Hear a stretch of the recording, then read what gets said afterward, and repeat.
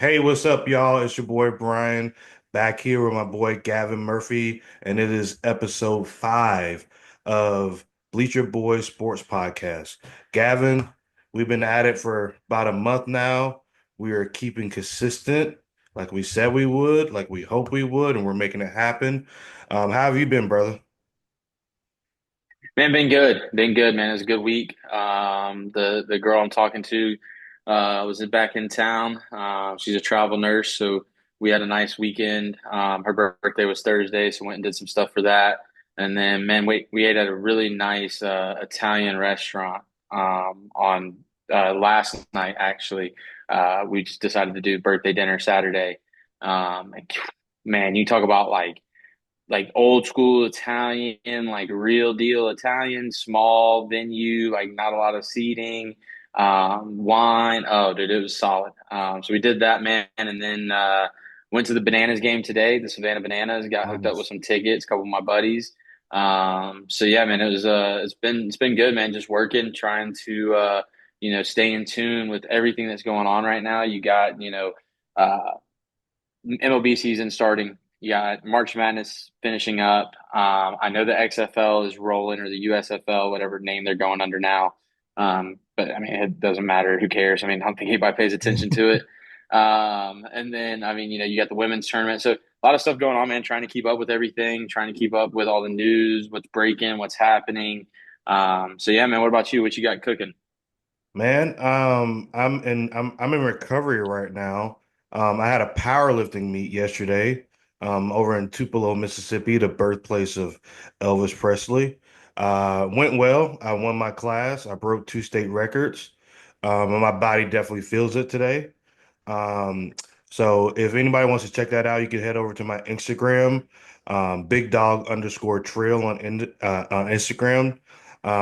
You can check out the recap from that. But man, it was a good weekend. My wife came with me. She's always like great at support me on meet day or show day, and I try to do the same thing with her. She's a now retired pro bodybuilder, but we both enjoy the like fitness sports as much as the traditional sports. I got a daughter in college. I don't know if I think I'm pretty sure I brought that up. I have a daughter in college playing. Hmm. She's still trying to navigate her way through her freshman year. Um, but other than that, man, I've been doing pretty good. So you brought up that you went to the Savannah Bananas ball game, and me last year, me and my wife almost went. We almost pulled the trigger on tickets. We ended up pulling out last minute, but I'm definitely excited to hear your experience with that. How'd that go? Yeah, man, it's interesting. I would consider us as baseball purists. I would say if you're a baseball purist, in the truest like form of the word, I would say it's not for you. It is definitely entertainment, man. What they're doing there, they have a lot of good things going. It's about the kids. They do a lot of good stuff through, foundations that they have. Like today, they have one, and it's called Banana Foster. And what it is it's like a foster program that they do, and all the 50-50 raffles throughout the game they split it up, and like half of the proceeds go to that. So, man, it's interesting. But on the baseball side of it, it is wild, man. It is interesting. I recommend, even if you are a baseball purist, go in with an open mind. You will see some things that you are going to be like, holy shit, these guys are stupid athletes. Could they play on TV every day? I don't know, but the athleticism that these guys possess is insane. You're watching guys do backflips, catching a ball in midair. Yeah. You're watching these guys. I mean, and let's be honest, these guys are bouncing double play balls. Like, they're turning two in the middle. They're bouncing the short turn. Like, what? Like, what are we Yeah. talking about? I mean, like one guy chugged a beer today and goes up there and like first pitch gets a knock. Like, there's so much involved, and it's dude, it's wild to see. Like it's a production. Yeah. But at the same time, like you watch it as a baseball guy and you're like, holy shit, like these guys are good ball players. Like they're not bad ball players. Um, with that being said, man, I recommend it. Shout out to my boys Eric Fox and Corey Pye. They hooked me up with the tickets. Man, it's insane to try to get tickets, but they hooked me up. Got to go on the field after the game, man, and you're sitting there and we were having the conversation about it, like, and I had to ask my buddy Pi because we coached at TCC together in Tallahassee. And I had to ask him, I was like, dude, do you ever just sit back and like look around and go, holy shit, like this is a major league stadium and it is packed, like it is sold out. Like, and he was telling me they were in Des Moines, Iowa last year, and Mhm. that was by far his best experience. He's like, Des Moines, Iowa. Who's thinking Des Moines, Iowa is going to be like the best banana ball experience? And he was like, dude, it was insane the people that showed up. But man, I wish you guys would have went so you would have had a take on it. But I mean, they're so good on social media. I'm sure you see Yeah. them. Like Yeah. their social media teams are absolutely insane. You're just like, what? Like, who comes up with this? And like the stuff that they talk about, like the stuff that they do. I mean, very creative minds. The owner Jesse, the guy is just. I mean, he is a showman. He is good at what he does.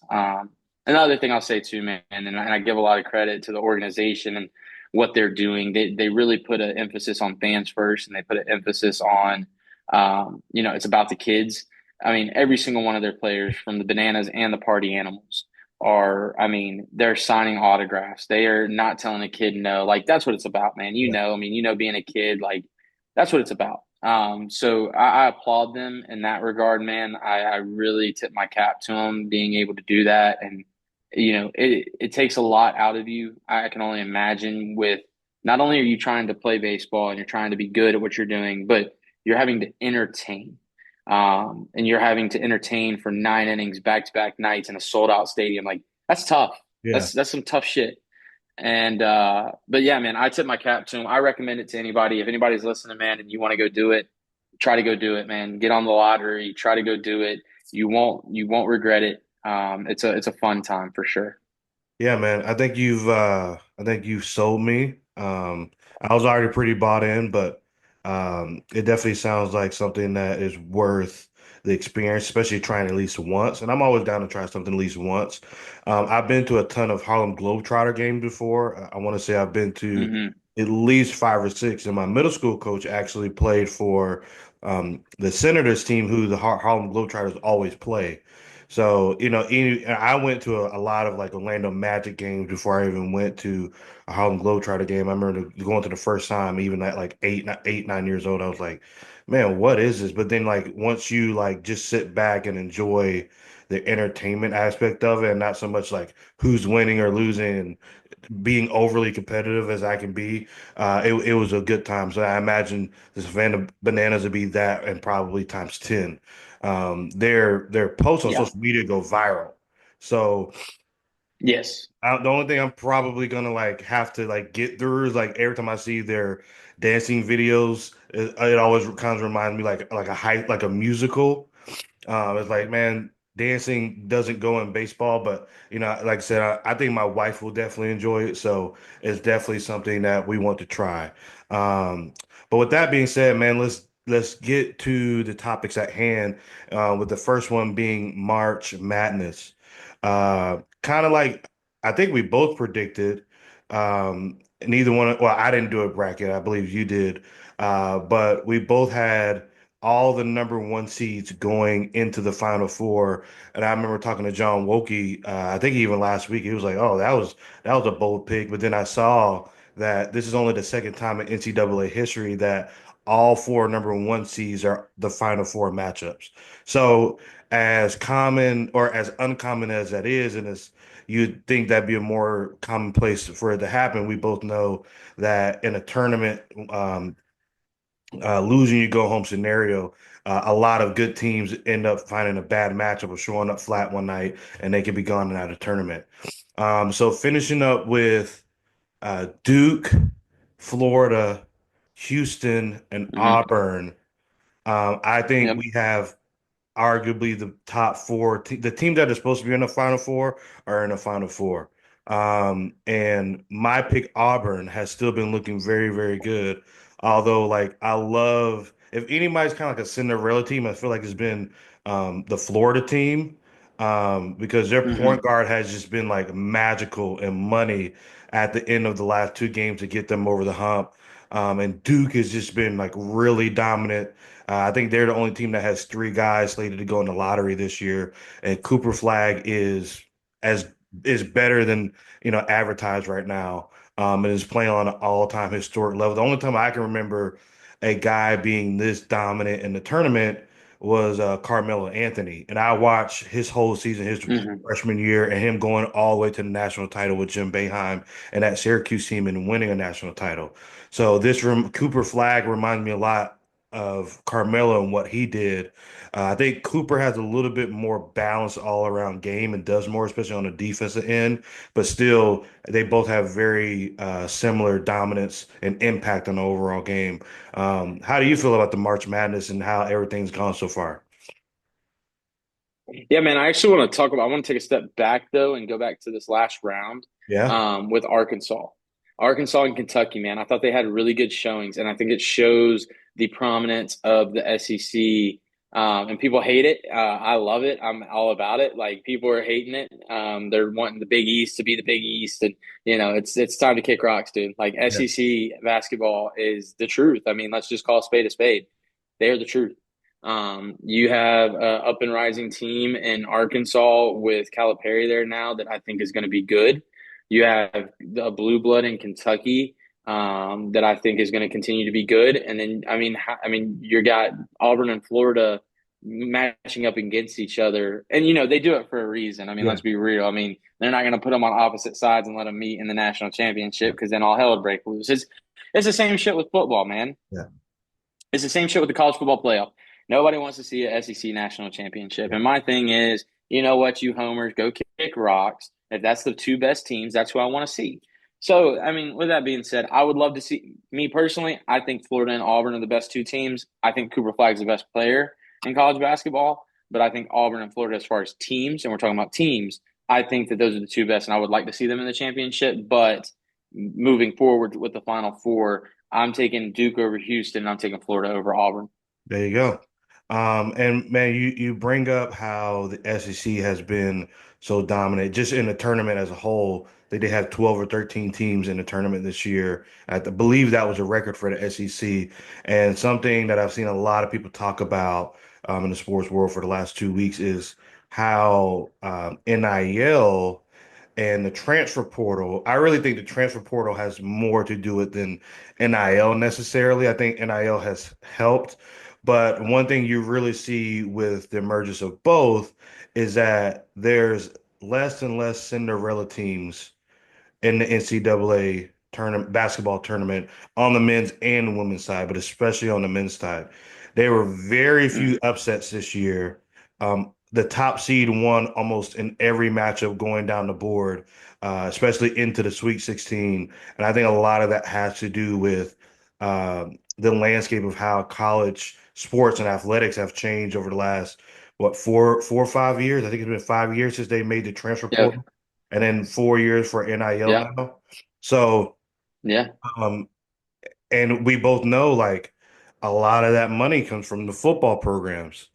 So, with the SEC being so dominant all these years and still to this day, and there's only a few schools outside of that. I saw BYU got a top prospect this year that's a freshman now, and they paid him a boatload of money. I was Hmm. like, man, if I'm an 18-year-old kid and I feel like I can ball out anywhere, if you're gonna give me 7 figs to go to the middle of Utah, in the middle of nowhere with a bunch of Mormons, I probably would do it because the Yeah. likelihood that you're going to make that money beyond that, and I bet he's probably betting on stuff that he will get make it to the NBA and get a good contract, but you just never know. So you have to take that chance with Hmm. a kid like that. Because if you manage Yeah. $3 million well, you can set yourself up for life after that. Um, but how do you feel about the transfer portal, NIL, and how it's affected the college landscape and or just March Madness in general? Yeah, man, you bring up a great point. That I was curious to see if you're gonna bring it up. Um, Wild to me how the times have changed, man. I get ESPN alerts now. I think everybody gets ESPN alerts, but what I'm saying is I get ESPN alerts now that say, "Oh, Kentucky out. Where are players going?" Like used to be, man, you get those alerts like, okay, what's the future look like? How are they looking? Who's coming in, who's leaving, and now it's where are players going? Who are they going to target from this school and that school? So, I mean, I don't know, man. It's one of those things to me where I wish there was a sense of loyalty to schools, to programs. I wish that people stayed. I don't know. And maybe that's just my coach in me. I'm not a fan of it. Also, really not a huge fan of the NIL, if I'm being brutally honest. My thing is, and you can attest to this on this side of it, but being a collegiate athlete, dude, you're in the 1%. You're in the 1%, dude. You're getting your school paid for Yep. and you are playing the game that you love. Like what are like why are we asking for more? Like why I don't know. And maybe it's because we grew up maybe if I grew up in this generation, I would feel a little bit different. I didn't grow up in this generation. I grew up in a generation where we didn't have that and you committed to a school, you stayed at a school. Now, granted, I ended up transferring after my freshman year due to some things, with the head coach and just some activities going on behind the scenes that I didn't agree with. And I transferred, but it was in a place where you couldn't go NCAA to NCAA, like you couldn't go up. You could only go down, and you couldn't go lateral. So you could either Yeah. go down and like junior college or NAIA. I went Yeah. NAIA, which, by the way, we need to do a podcast on that one. And if anybody actually knows ball, and I would love for these people to say, "Oh, NAIA sucks," and I can just start running you down some names because it's absolutely insane. But I'm not going to get on the soapbox. We'll get back to that. But I am not a huge fan of the portal. I'm not a huge fan of the NIL money. The portal being my biggest reason on the portal is coaches don't have to recruit anymore. Yeah. Don't like that. I don't like that, man. Go out and recruit. Go out and find that kid. You know what I'm saying? Like you're just poaching from somebody else. And then with the NIL, I think it's getting to a point where they're going to have to put some type of restriction on it. And the biggest reason I'm not a fan is because it's going to get worse before it gets better, in my opinion. But give me your thoughts, man. I want to hear what you think. Well, for one, I know there is a cap coming some point in the near future. If I had to guess, it's probably a year off from being announced, and then probably like I would say within a year to probably be announced, and then within 2 years we will get it implemented. If not 3 years, I don't know how quickly they be able to move on that. Because I want to say when the ruling actually went down, it was 2 years before it was actually implemented into the NCAA as far as NIL being eligible for student athletes. One thing I never, coming from somebody who I was very fortunate as a baseball player, where there's only like 13.4 scholarships per 25-man roster. I was very fortunate that every year I was in college, I had a full scholarship. I did not pay Hmm. one dime to go to school, and any of my academics were paid for, my dining was paid for, my lodging was paid for, and all that good stuff.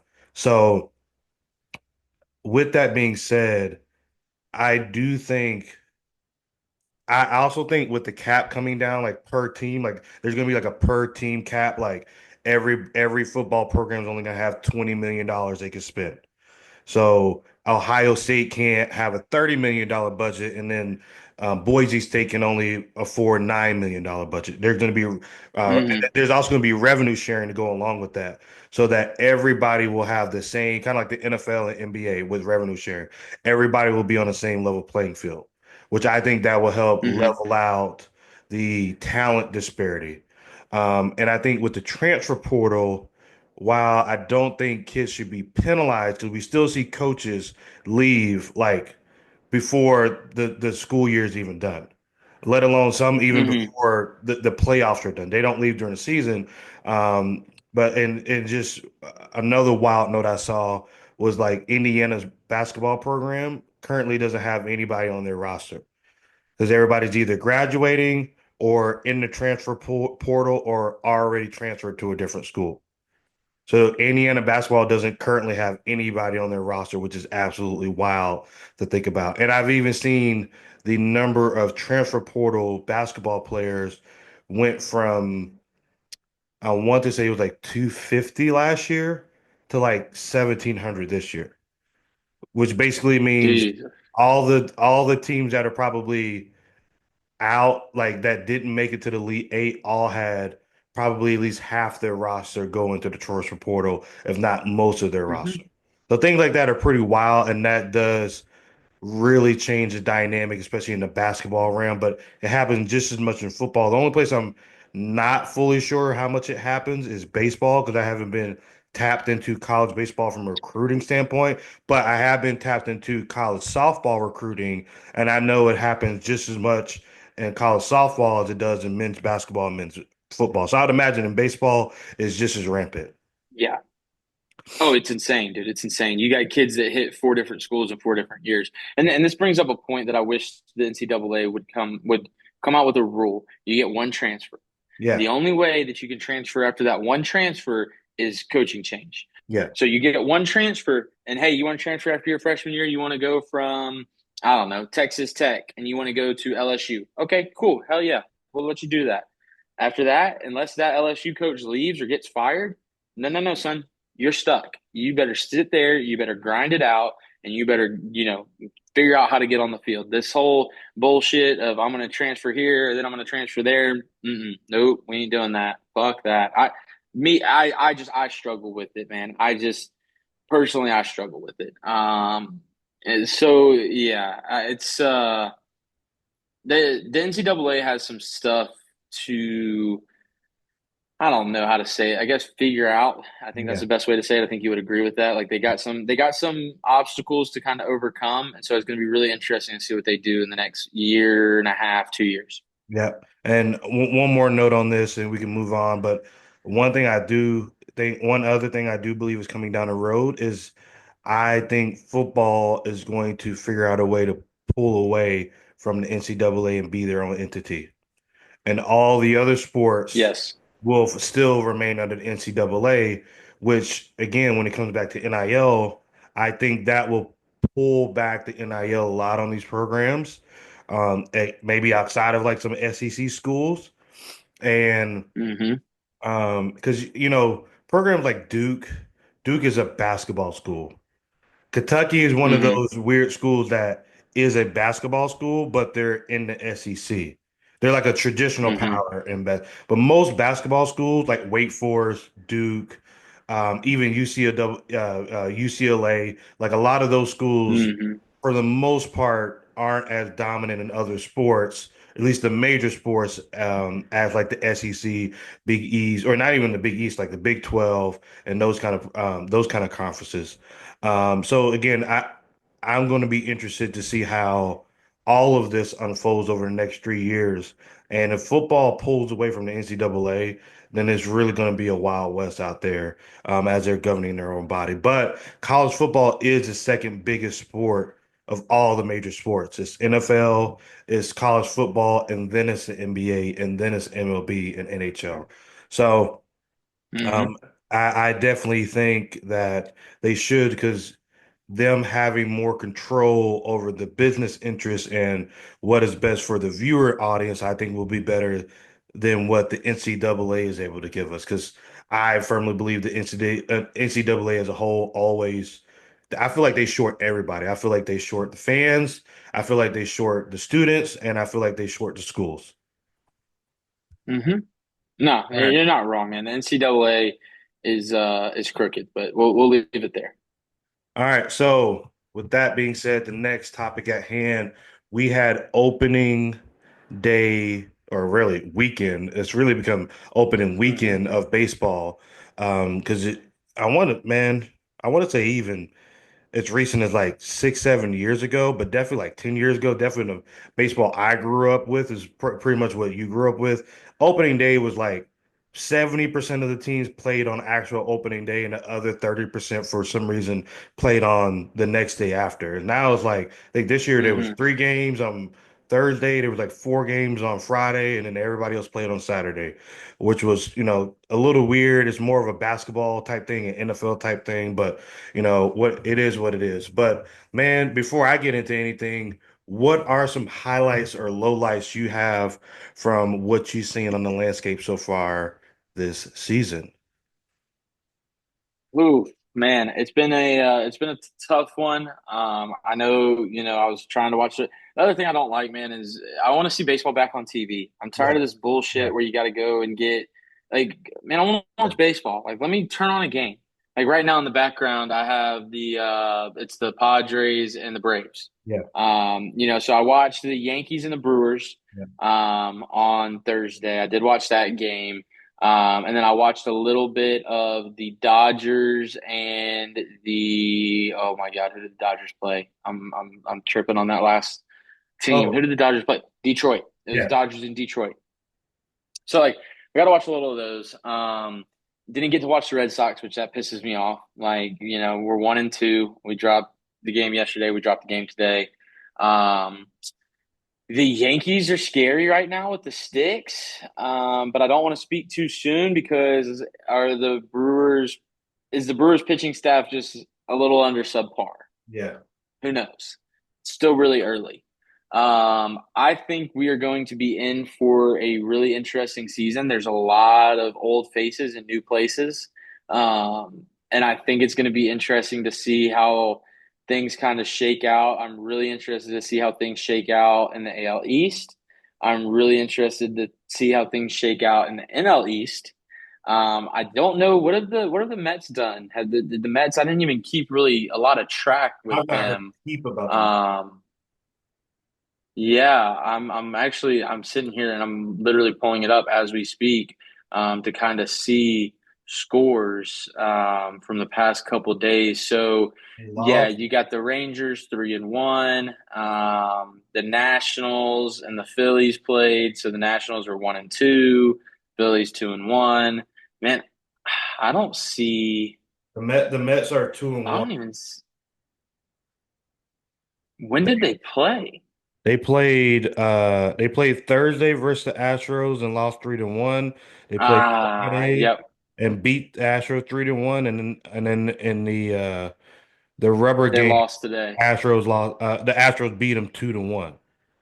Yeah, yeah. So And yeah. they have the So money. I mean, I'm curious, man. Yeah, I'm curious to see how it all shakes out. I will be at a couple Braves games Yeah. this year. Yeah, I'm gonna try to go to those, man. And I don't know if you've ever been to Truist. Truist is dope.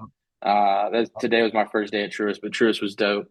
Um, there's definitely some things, man. I will say the one thing that is absolutely wild to me, and this is kind of what stands out. This is kind of what I'm taking away from it as a whole of opening weekend, and I don't know why I don't want to say fixated on this. Cam Smith with the Astros. The guy played like 30 minor league games last year. And my man is opening day starting right fielder. Like, is this where we're kind of going? Is this the trend that we're going with in the MLB of hey, a guy that really has that hit tool, are we just, and he shows it in the minor leagues and then he shows it in the fall league and then he shows it in spring training. Is this the trend that we're going? I mean, what are your kind of thoughts on that? Uh, Being that the game has been evolving into an analytically thought after game, I would say that is the trend. Because when you have a guy like, just to give an example, you have a guy like Juan Soto who Hmm. never won an MVP, but he Hmm. gets the most profitable contract of all time Hmm. and never won a Gold Glove and is widely considered at best an average outfielder. The league always leans towards what is the hottest trend versus what is, actuality. Now, one thing I will say, although the Astros have been a very good, if not dominant, franchise for the last decade, especially, um, they had a lull there Hmm. in between the Killer Bees days and what they are like with the Altuve team. Um, but Hmm. um, if I had to guess, I think the Astros going to be a team that's kind of like in the mix for the next 3 to 5 years, but not like going back and contending for a World Series again.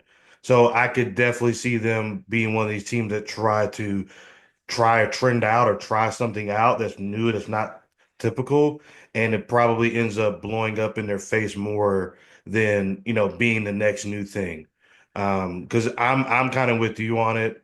Not that I need a guy that has proved it before, but it's like you'd want the guy that's more probably the more all-around mature player than the guy that's just all offense liability, unless he's playing DH. I mean, that's what DH is for. Hmm. So, Yeah, no, yeah, I'm with you. How do I say this? I agree. I think that that's the trend that we are going into of these guys getting drafted and making very quick stints to the big leagues. I think you think about it. I mean, the MLB is the only major sport that a guy really goes through a farm system and doesn't go right to the league. You know what I'm saying? So the only thing that's going to be interesting to see is down the road, if this is the trend that we stay on in the MLB, are we going to start seeing 16-year-olds from the Dominican Republic popping into the show? Like, it's something to think about. I mean, because some of these kids, I mean, it's something to think about. well, I But even look at I'm curious to see. what the Orioles did last year. I mean, Jackson Holiday was drafted at 18 and had his big league debut at 19. Like Yeah, yeah. the other guys that I can think of that did that were making their major league debut at 19 are all guys that walk into the Hall of Fame. Like Griffey did it. Yeah. Like I think A-Rod was like 19, about to be 20. Miguel Cabrera did it. He Okay. was 19. Um, I'm trying to Mike I Trout. think did Andrew Jones do the same with Atlanta? I think he I'm pretty did. sure Yeah, Andrew yeah, Jones I'm pretty did. sure. Yeah, and he was like a younger guy too. Like he was in the minor league Yeah. like 16. So I believe he was another one. Rafael Furcal was one. Although he's not going to walking into the Hall of Fame, but Rafael Furcal back in the day, Yeah. he was like barely 19 when he made his major league debut, but he had been drafted by the Braves at 16. Um, Okay. so, like again, like typically speaking, if you're 19, 20 years old walking into the big leagues out of high school, like Hmm. you're more than likely you're like, I don't want to say a generational player, but you're like an all decade level player. It's normally only I'd the agree with that. guys, you see coming out of college that are 21, 22 years old, just played in a college World Series or just had a dominant year, and they fly through the minor league system and up in the big leagues either the same year or making the big league team after their first spring training. Yeah, no, yeah, I'm curious to see that. I'll tell you the other standout I had, and I was just thinking about this. He was on the Red Sox last year, and I had to look up to make sure that my facts were correct. Tyler O'Neill continues his streak of opening day home runs with Yeah, his sixth that was straight crazy. opening day with a home run. That's a cool feat, man. Yeah, yeah.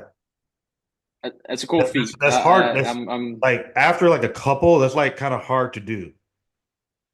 yeah. Oh yeah. Oh yeah. So that was another thing that stood out. He extends that streak, and I like Tyler O'Neill. I liked him last year with the Red Sox. I liked Tyler O'Neill when he was with the damn Cardinals. Yeah. I think he's going to be good, man. I'm really curious as we start really getting through this season and we start really seeing, who's starting to break out, who's going to start, taking over as, kind of the new faces and these new places and all that good stuff. I think it's going to be really interesting to see. But those would be my two probably big standouts. Or Cam Smith with the Astros. Kudos to that kid. The kid's got the hit tool. It's evident. And then Tyler O'Neill extends his home run streak. Well, not to pick on your team, but something that just it's been all over my timeline is Rafael Devers 10 MLB record 10 strikeouts in his first three game first three games Yeah. and ever since I've seen that interview when Bregman did his press conference and I want to Hmm. say the next day it was Devers getting interviewed and it was like, "Hey, do you think you're going to be the starting third baseman?" He was like, "That's what I've been the last couple of years, so that's what I plan on being." I was like, "Oh man, this is not going to go well." So I think a way too early overreaction. Devers doesn't finish the season as a Red Sox. I think he's traded off the Ooh. team because I think he Okay. I think he's going to struggle so bad and pick up and be just good enough to be a trade asset. But I think he's going to Hmm. be a I don't want to say a cancer, but I think he's going to be sour in that Red Sox locker room. That's the No, you can say energy. cancer. Yeah, that's the energy I'm getting already on this team, and especially because baseball is. Yeah. I hate the term like the sport is built off failure, but like if you get off to a bad start and you're not in a contract year, Oh, like he's gotten his money. So like they kind of know like sometimes you're stuck with the Anthony Rondon that like you give a big contract and nobody wants and he's like baseball is not who I am and it's not what I do and but you're making $40 million a year. Devers is yeah. not quite that being especially being a Latino based player. But I could definitely see him start to just mail in and the Red Sox won't will definitely want to get him out there while he still has some trade value. Yeah, dude, you saw me throw my two thumbs down. You can't pull that bullshit in spring training, dude, and go out there and suck. Yeah. I mean, and I can tell you, I mean, I would be the first one to tell anybody, man, getting off to a slow start is not fun. I mean, my senior year of college, dude, I started off the year 0 for 32. Like, could not buy a hit. Couldn't buy a hit, dude. Like, it was awful. Like hitting stuff right at people, and it was miserable. And it does. Did you start to get that like? It starts to play with your mind, and when you're talking about at that level, like I wasn't fortunate enough to play at that level, but you start talking about that level, like oh, you can very easily turn into a cancer in that locker room, and that's a hot take, but that's a take that I could probably get behind. I don't know, man. I'm a realist. Like you pull that bullshit in spring training, and you want to play like a child, you're gonna get a child's treatment. Yeah. Like, okay, hey, dude, like this is what you thought. Well, news for you, buddy. It's a fucking business. Have Yeah. fun. See ya. Yeah. My only And fear with that is he goes to the damn Yankees. I don't know. Like Like, and that's what I was actually about to get into next is the Yankees lineup. When I saw them pick up Paul Goldschmidt, he's honestly been one of my favorite players since he's been up on the big leagues. mm, I've loved his swing. I for some reason, because I could never do it unless it's my two strike approach. But I love guys who like don't have to take a stride and they still generate all that power hmm as he's had it. And he's just been like when you say professional hitter, that's Paul Goldschmidt. yeah, Just like year in, year yeah. out. I mean, he's like 285, 30, 35 home runs, 100 plus RBIs, and drawing plenty of walks. And he's a gold glove level first baseman, even when he's not winning Oh gold glove. yeah, Like I don't know if he's had a bad year over at first base. So he's just a professional through and through. So between him and Bellinger, I was like, man, if these dudes stay healthy in this Yankees lineup, like the Yankees are going to be a problem. And yeah. the Dodgers are what they are. They were already great last year, overly loaded even more. But being a friend of a lot of Yankees fans, both locally and like back in Florida and just in general, like I like kind of root for the Yankees here and there. I'm definitely not a true Yankee fan. Growing up cheering for the Rays a lot, but I think the Yankees are going to be fun to watch between Judge and Belly and Goldschmidt and Volpe and especially Jazz Chisholm. Um, and I mean, I think that just brings me up to my next point with Oh, the fact that they're cheating. cheating. Well, you first of all, you're not cheating if you don't get caught. And secondly, Okay, okay, okay. as of right now, they're playing within the rules. So they're honestly doing what like the Celtics do. It's like, hey, the Celtics kind of found like an analytical loophole that 3 points counts more Yeah, than two, so let's jack up 50 points a game, and they look like they're going to win a second title as they should. And the Yankees were like, hey, yeah. I don't know whose idea what this was. To me, it's a genius idea. I would love to swing one of these torpedo bats, and if you haven't seen them, sorry, I don't have a graphic for you. But if you haven't seen it, just look up like Yankees torpedo bat. But their barrel literally Yeah, like a torpedo missile.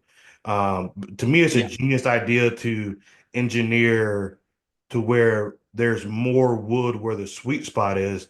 But I'm interested, like I want to buy one if it's even possible right now, hmm just to feel like if the leverage on it is any different. Because the way the Yeah. Yankees formed the bats this week is like it doesn't look like it affected any of their swings. Dude, look at Volpe. Volpe was one of the worst hitting Yeah, defenders in all of baseball last yeah, year. And the guy goes out there and has a career opening yeah, series. Like, what the fuck are exactly. we talking about? I mean, of course, I'm going to say they're cheating because I'm a Red Sox Yeah, fan. If the Red Sox came up with it, I'd be like, hey, nah, it ain't cheating if you're trying. Like, come on now. Like, no, we going to keep rocking.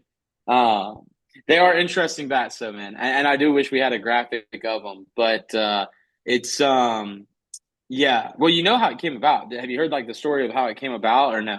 no, tell me. So yeah, so it was basically Bellinger was finding that a lot of his misses were more towards the handle, like right above the logo of the bat. And he was hitting a lot of rollovers, just rollover choppers, whatever. So I think I don't know, and I don't know who he's with. I know right now B45, the company bat B or the bat company B45 is kind of like really kind of locking in on it and kind of trying to make it their own thing. But whoever he had do it for him, they just really lowered, like you said, they lowered the sweet spot down. They made that sweet spot a little bit, would you call it padded, I guess, with wood? Like there's a little more wood there. Yeah, Um, what adjective you use to describe it, but yeah, Yeah, yeah. And so it's just an interesting look. I've seen some videos on TikTok and yeah, Instagram of people like grabbing it and being like, dude, this just feels like weird. This looks weird. Like it's just interesting. But I know Jazz is using it. I know Bellinger's using it. Volpe's using it. I mean, I think here pretty soon you're about to see a trend. And you're right, they aren't cheating. Let me backtrack for any of those Yankee fans out there. Rod, don't come calling my phone. All right. Stay off my line. I don't need you calling me and telling me that the Yankees are cheating. Um, but I think it's going to be interesting to see because, to my understanding, they are playing within the rules. yeah, What the rules say as far as a barrel or the barrel of the bat being a certain circumference and diameter and all that good stuff. You start really getting into numbers, but they are playing with inside the rules. So kudos to them. Kudos to whoever came up with it. I'm interested to see if it keeps becoming a trend and if we start to see it all across baseball. And now we got a new baseball bat. yeah. All right, so we're back. So if you notice, my background is a little bit different. I had to move because I broke the chair I was sitting in, and I had previously been using like my ballpark recliner chair, but my wife was like, "That's for the ballparks, so don't break that chair." But I ended up breaking this like little fold-up chair, and just for reference, I am over 300 pounds, and I am going on a diet. Although I'm not like morbidly obese, but that's just I'm just filling y'all in a little bit for why you see two Avengers posters versus just one, and you don't see my awesome white memorabilia wall over there. But let's get back to the topic at hand. Yeah, don't get it twisted, folks. The guy's yoked. Do not get Yeah, it twisted. The guy's absolutely yoked at 300 pounds. I appreciate that. All right, so a next one, a wild one, going transitioning from baseball to basketball, but this was out of left field, pun fully intended. Uh, Taylor Jenkins, head coach from the Memphis Grizzlies, getting fired on Thursday. And crazy enough, like, so my dad was in town last week, and my dad's a big sports radio guy. Like, I don't know if I ever really remember riding around with my dad as a kid and him ever listening to music. We always listened to local sports radio. And so that's what I put on because it was easy. And it's like, I listen to a lot of podcasts. I was like, but I listen to a lot of sports radio when I'm in the city of Memphis. For those of y'all who don't know, I live outside the city of Memphis by like an hour, and I do have like an hour one-way commute every day. So I'm like literally driving 2.5 hours every day. But anywho, Taylor Jenkins gets fired by the Memphis Grizzlies. I think it took the whole sports world by shock because I saw even like a lot of national press because the Grizzlies are fourth in the West right now. They're having a solid season, or they're fifth now. I think when it happened Thursday, they were still fourth. Okay, Oh yeah, yeah, they yeah. might have. When it Yeah, happened, they were fourth. I'm sorry, but now they're fifth. And word around town was Taylor has seemingly lost the locker room, and he's lost the locker room for a while. And it's like the team executives, like their thought process was, hey, we're going to let this guy go anything short of a finals appearance So if we're gonna let him go after the season anyways, why not cut him now, especially if he mutually agrees? And maybe this bolsters our team, on a good playoff run or good run to finish the NBA season, and maybe they win a couple series to give them some good momentum going into next year. Um, the city's not like up in arms, but like I said, definitely caught a lot of people off guard. But funny enough, my dad actually like he was like, man, they're kind of harsh here in Memphis, especially for like such a small market. What's the deal with that? I was like, man, they're on Memphis basketball, on the University of Memphis basketball and the Grizzlies, like they're kind of like hard, especially because they don't have multiple sports here. But man, what are your thoughts on that whole situation and how that's playing out? Yeah, I think it's interesting to see it. I don't know. I've never really understood. Like, I mean, I don't know. It's tough. It's tough. So I'll say that. I'll start by saying this: the Memphis Grizzlies have never won an NBA chip. What are you mad about? Like, I don't get it. Like, are you thinking that Ja's time's running out? Are you thinking that Jaren Jackson, Triple J's time's running out? They got a good young core there. They don't, I mean, I don't know. It caught me by surprise. I didn't see it coming. It was kind of one of the last ones that I would have thought. Like, if you would have told me, like, oh, hey, like, if we had NBA insider info, right? And you're like, oh, hey, dude, somebody's getting fired tomorrow. Who do you think it is? Not thinking Taylor Jenkins. He would have probably been like one of the last guys I would have named. Um, so I don't know, but you're right that people do, especially in that Memphis market, they care about basketball. The University of Memphis and the Grizzlies, and paired up together, which kind of brings up another point. Not to get off into the weeds, but it's interesting to see because I know a lot of people aren't happy with Penny Hardaway after another first round exit. It's like, dude. Like you look so good all year. What's going on? But that could be a topic for another time. Because if you want me to be honest, my hot take on that is Penny's out within the next year. Like I don't see it lasting long, man. I think that loving relationship is slowly fading. So we'll see. But back to the Taylor Jenkins, I think it's interesting. I don't know. I'd be curious to know. I'd be curious to be a fly on the wall and know how he lost the locker room, if that makes sense. Am I making sense when I say that? Like, what happened? Was it the external stuff with Ja? Was it, last year they're having to play, a revolving door of guys, it felt like, with all the injuries and everything else. Um, so I'd be curious to know what exactly happened.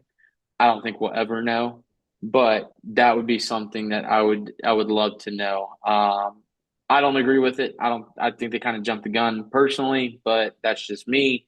And I know, yeah. So give me. I mean, I know you're kind of, and you're still there, so you're kind of, around a lot of the people. I mean, what's kind of the temperature you're getting? I mean, honestly, it's kind of like a lot of what I said already. From my perspective on things, I think it is. I think they have a window with this big three, and Ja, Hmm. Bane, and Triple J are definitely considered a big three, especially how they played this year. Because I believe when all three in the Hmm. lineup, like they have like well over a 650 win percentage. But Hmm.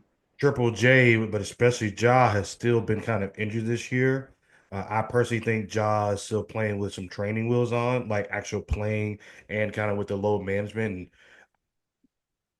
if I had to put money, I think Ja's going to step it up another level in the playoffs and go like full Ja mode. And hopefully he's just been saving himself all year because if this is a job that we're gonna keep getting, like I don't see like Ja's gonna end up kind of getting caught in the mix of like what happened to Zion with his injuries and off the court issues and like Zion had a great year this year, but nobody cares anymore Hmm.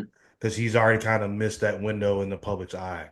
And it's like, how long does Hmm. Ja stay one of Nike's poster boys?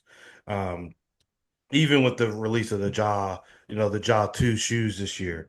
But if I had to guess, they're looking at this kind of like a young Warriors team, and it's like, okay, we have the big three under contract for sure for another 2 to 3 years. And we need to maximize Hmm. this because we don't know how this is going to look come 2028. So it's like, let's go ahead and get rid of this guy now. Let's see what we're really working with these guys not no longer playing with this cloud hanging over the head.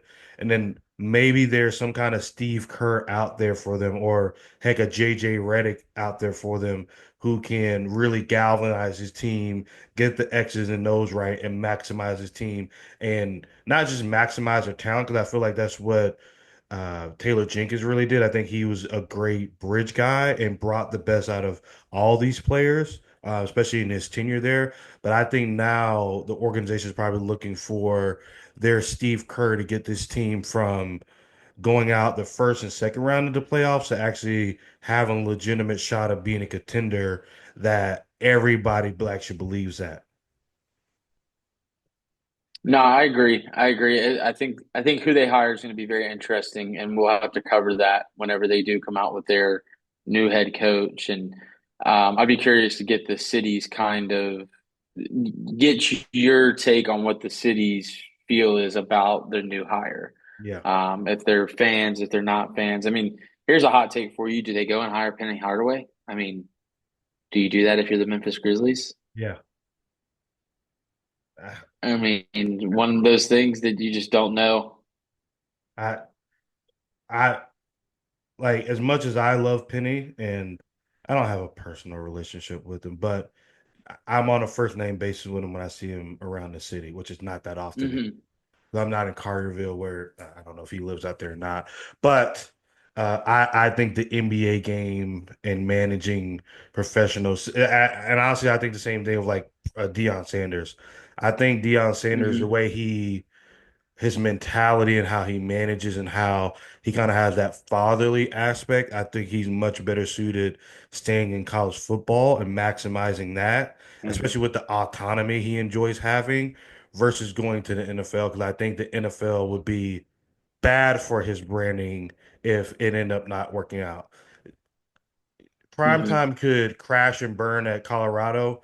That would not hurt his brand whatsoever. But if he goes to the Miami Dolphins or the New Orleans Saints or somewhere like that and crashes and burn, I think it would definitely take a little bit of a hit to his reputation and his branding. And I think the same thing would happen to Penny. I think Penny overall still has a very positive outlook on his branding and how he's regarded within basketball circles. I mean, a lot of people still think of him as an iconic player, even though his primetime playing days were cut drastically short for injuries. Hmm. So I Penny coming over to the Grizzlies, I do not think would be, you know, something to get them over the top. I think it would be a lot more the same with Penny in that regard. Okay. So let's transition into the last part of our deal here, and let's talk about title pie. So I came up with a little chart to show who I believe who are the top contending teams for the NBA title this year, 2025. And from that, as I start to pull it up here, oh, there we go. And from that, let's get your reaction as I roll through it here. Here we have my title pie as of March 2025.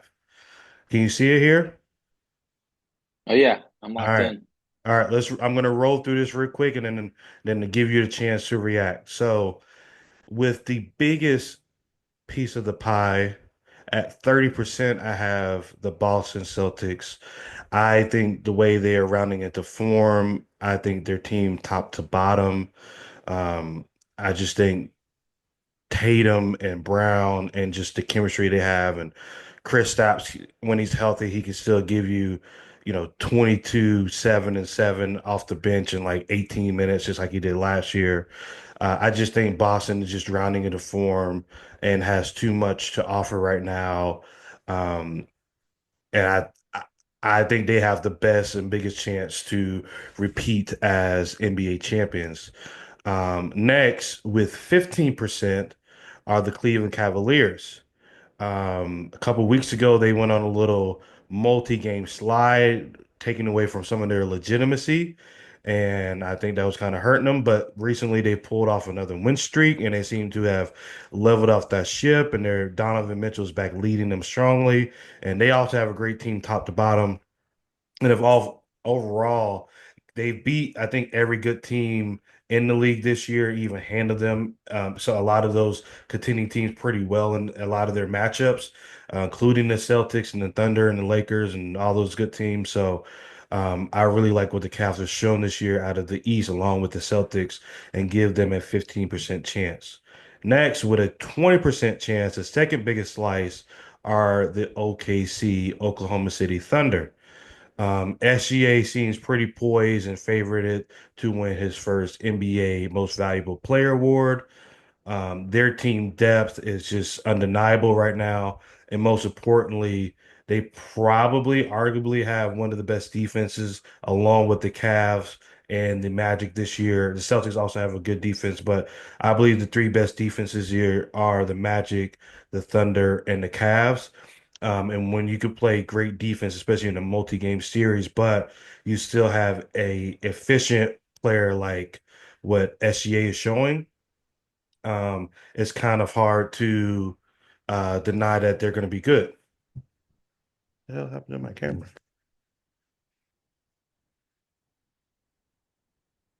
My camera just shut off. I And technical difficulties. got a lot of editing to do. No, you're good.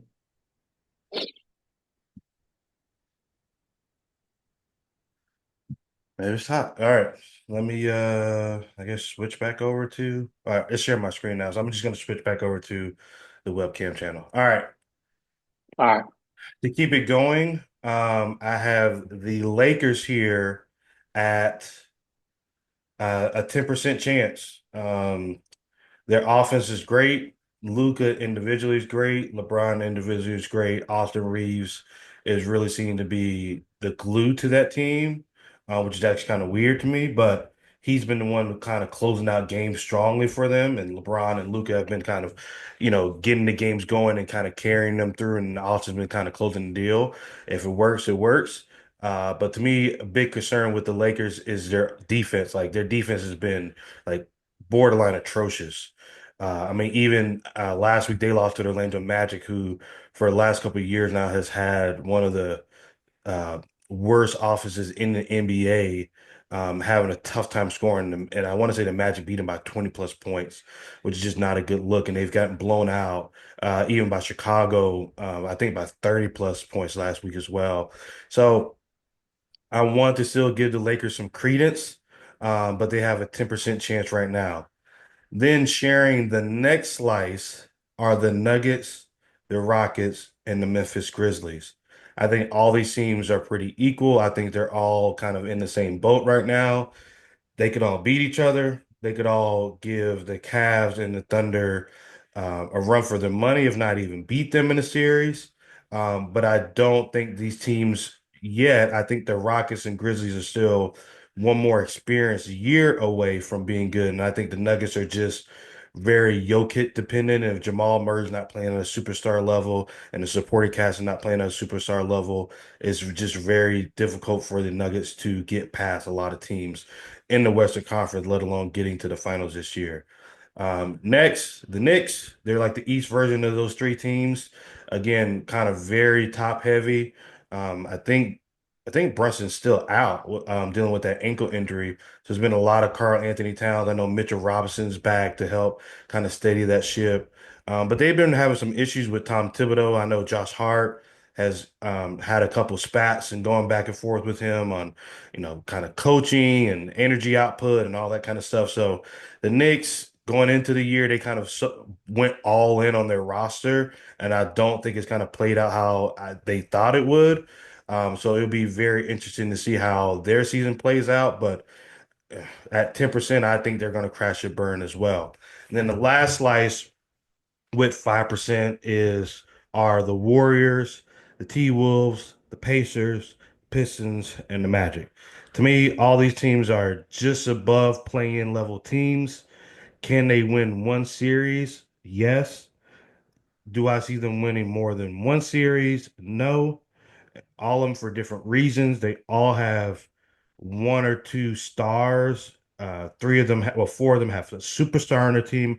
I don't think the Pacers have any superstars on the team, but Cade Cunningham is a future superstar to the Pistons. The Magic have Paolo Banchero, who has led the NBA in scoring since the All-Star break. The T-Wolves have Ant, and the Warriors still have Steph Curry playing at a high level, and Jimmy Butler has given that team a great boost since becoming over from Miami in a trade. So, Gavin, you see it, you've heard it. What do you think? Let me know what you would change if you would keep it the same. Is it perfect? Is it flawed? Let me know. Let's go. All right, yeah, it's flawed. The first thing I see, you're forgetting one team in that last category, and that is the Milwaukee Bucks. I think the Milwaukee Bucks could surprise some people. I don't think they deserve anything over a 5% chance. I really don't. With what the Celtics and the Cavs have shown, but I think that they can win a series. I think that they might be able to win a series. I think they might be able to win two series. We'll see.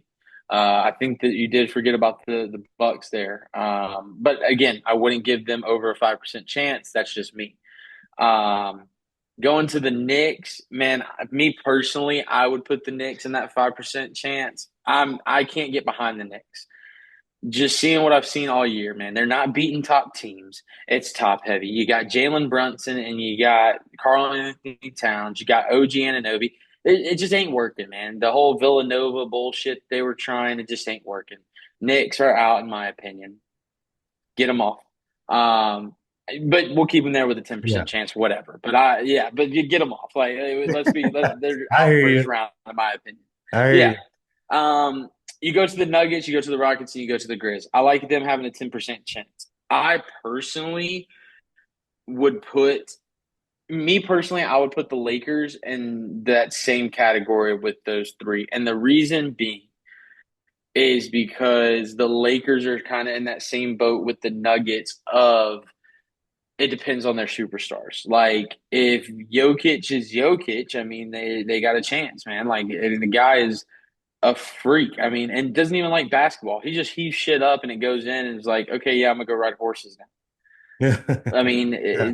yeah, the guy's like, he's a freak. But I agree with those. I think that they got a chance. I personally, if I see the reason that I say put the Lakers with that Nuggets, Grizz, and Rockets, category is because of the fact that I could see I see the Nuggets beating the Thunder. I could get behind the Nuggets, or yeah, the Nuggets beating the Thunder over the Lakers beating the Thunder. Me personally, I could get behind that. If somebody came to me with that, I could maybe see that.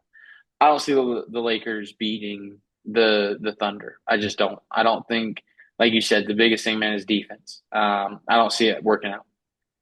So then you move up and you move up to the Thunder. I like the Thunder with a 20% chance. Um, I think that yeah, SGA is the truth. He's poised. He's if he doesn't win MVP this year, let me not say that. He's gonna win If it. it's up to me, he's gonna win it. But if it's up to me, my hot take would want to say give it to Jokic. I mean, the guy I just don't know how you don't like. I mean, I get like you got to give it to SGA. You get what I'm saying, Yeah. but if he doesn't get it, it's got to go to Jokic. Like Jokic has made a case. Like the guy he continues to do it, and yeah. But SGA is the truth. I can get behind him winning the MVP this year wholeheartedly. Um, I like the 20% there. I think that's good. The Cavs at 15, I agree. They're gonna have to go through the Celtics. So I wouldn't give them a 20% just because of the fact that they're going to have to get through the Celtics to make it to the NBA finals. I think 15 is I think that's a good median or medium, I guess is the right word. And then of course, man, I mean, you're talking dirty to me with the Celtics at 30%. I mean, you're just talking. you're talking my language right now. Like, absolutely, let's ride. We're going to go back to back. I see it. I think a lot of people in the NBA world see it. I mean, I'm all about it. So, yeah, the only thing, like I said, man, I think the Bucks need to go in there at somewhere. They need to go in there. The Bucks with the Warriors, the T Wolves, the Pacers, and the Pistons, and the Magic. I think the Bucks have got to be inserted into that. Um, the Knicks, let's throw them out the window. I don't. I could give two shits. See ya. Like, here's my thing with the Knicks. I could see the Pacers, the Bucks, the Magic, and the Pistons all making a farther run than I could the Knicks. That's just me. I hope somebody gives me some hate for it. Prove me wrong. Tell me I'm wrong. Tell me why I'm wrong. That's how I feel about it after watching this NBA season. So get the Knicks out of there, and then I would lump the Lakers, the Nuggets, the Rockets, and the Grizzlies. I would lump them together 100%, and then everything else, I'm right on par with you, man. I hear you about the Knicks. I'm going to give you pushback on the Bucks because with Damian Lillard being out indefinitely with the blood clot in his leg, like Hmm. how did they replace that on their team? Especially the way he was Yeah, playing this year. I think he was averaging around like 24, 25 points a game, like 7 or 8 assists. That's just hard production with what they have on their roster to overcome because now it's just kind of Giannis like 20 this would be like 2018, 2019 Giannis of Giannis pretty much taking on whatever team out of the East, not by himself, but him having to probably score like go 40, 10, and 10 every game for them to have a chance in the series. And I just think that's a tall task for to ask out of Giannis in this point of his career. But I definitely hear you on that. If they had Lillard, they would definitely probably be in that mix with the Nuggets, Rockets, and Grizzlies, and or I probably wouldn't have the Knicks on there, altogether. yeah, and I don't know. I like what Giannis has done this year, man. I think he's Yeah. still one of the top players in the NBA. Oh, I he think he definitely. has the. I think do what? No, I'm saying he definitely is at minimum top five player in the NBA still right now. Yeah, yeah, and I think that I think he has the ability. And the other reason I say this, man, about the Bucks is, and we can both agree on this piece of it. He's been there, he's won it, he's done it. That says something, man. You have that pedigree to you, and you can add if you know how to win at that level. Like, he has the ability to put that team on his back and make a run. In my opinion, Yeah. same thing with Steph. I would even give Anthony Edwards a little bit of that pie. They didn't win it last year, but I would give him a little bit. He made a good run. He has that ability to kind of put the team on his back. Um, so yeah, I mean that's just kind of where I'm at with it. But yeah, the top three, dude, I think are absolutely there. I think those bottom those bottom tier teams that you had at like the 10 to like 5%. I think those are kind of interchangeable in my opinion. I would be highly shocked if we don't see Celtics and Thunder in the finals, Yeah. and that's my final take on that. Yeah. I'm right there with you. But good job tonight, brother. Great show. I'm good talking to you. I'm glad you have fun at the Savannah Bananas baseball game. Like I said, I'm looking Oh forward yeah, to attend one of those in the future myself. But thank y'all for tuning in and hope y'all have a good rest of your day. And we will see y'all next time. peace.